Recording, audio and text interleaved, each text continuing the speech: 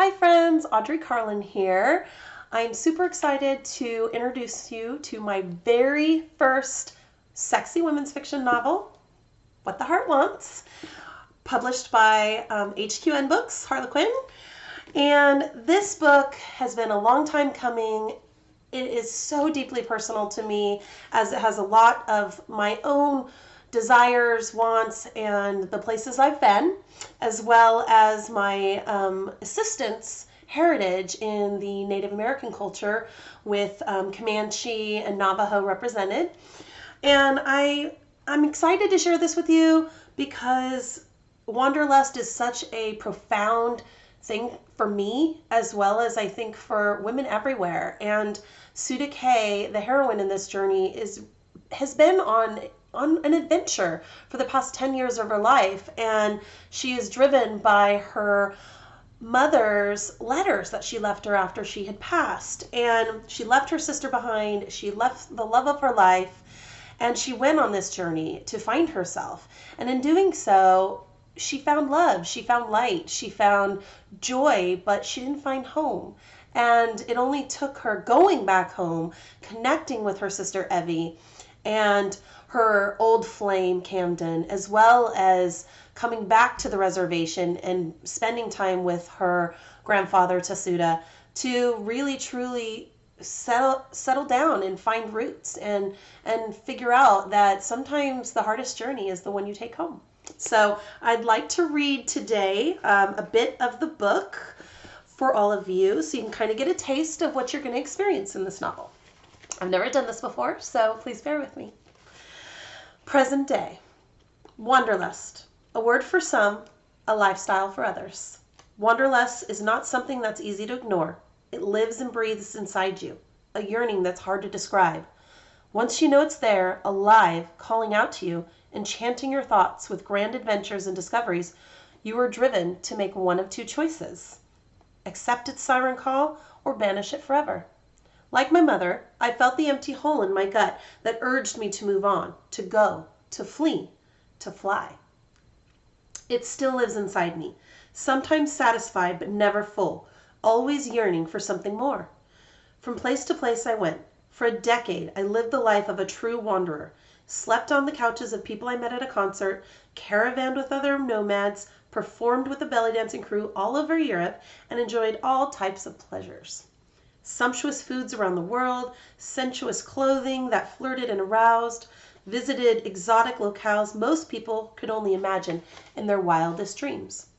Though the men I met, tasted, bedded, and experienced incredible pleasures of the flesh with, never, not once, compared with the single night I had with my first love. Oh, don't get me wrong. In every place my wandering soul took me, I worked hard at starting anew, leaving behind my life in Colorado. And for brief moments, I succeeded. Until that gnawing, twisting feeling in my gut would start again, and I'd have to go, off to the next adventure, always attempting to fill that emptiness. I've driven the Autobahn in Germany, spent a month in an ashram in India, learning the art of yoga and self-love, kissed a Frenchman under the Eiffel Tower, eaten pasta with a stunning Italian in a small seaside town at the tip of the boot in Italy. I've ridden a camel through the desert and touched the pyramids of Giza, prayed for clarity at the foot of the Christ the Redeemer statue in Brazil, worn a fuzzy Cossack hat in Russia while twirling in circles in the snow, ridden a bicycle in Copenhagen, sailed the fjords in Norway, watched the ball drop in Times Square on New Year's Eve on my 25th birthday. Evie flew out for that one, and she was my first kiss that year. Despite all of these wonders, this incredible life I've been blessed to live, the night I gave my heart and body to Camden Bryant is one I've never topped. It's my most cherished memory. I hold it close, never speak of it, not to anyone. Even Evie, she knows that I lost my virginity to Cam and left town the same night, but she has never, not once, dug for more information. Somehow, maybe through our sisterly connection, she knew I couldn't talk about it. For years, I've given myself to the wind, the same way my mother did, and I don't regret it. The grass is definitely greener on the other side, only because it's a new experience. All new things tend to come with that breath of whimsy, that moment of awe. But what I've come to learn is nothing, not the Great Wall of China, not Machu Picchu, the Taj Mahal, the Hawaiian Islands, or any of the other extraordinary places I've visited, the incredible things I've done, come close to the feeling of being home. In recent years, I've come to understand why my mother always came back.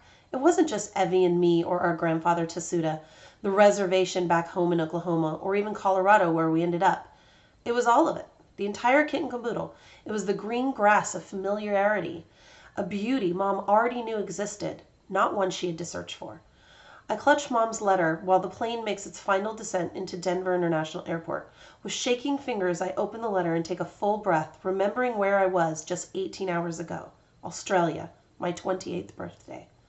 I celebrated my birthday yesterday in Sydney, but once I read Mom's words, I packed up my things, kissed my current fling Brody, an Australian surfer with golden skin and a bright white smile, a quick kiss goodbye, and wished him well. I had to go home for the first time in 10 years. Had to. It was my destiny.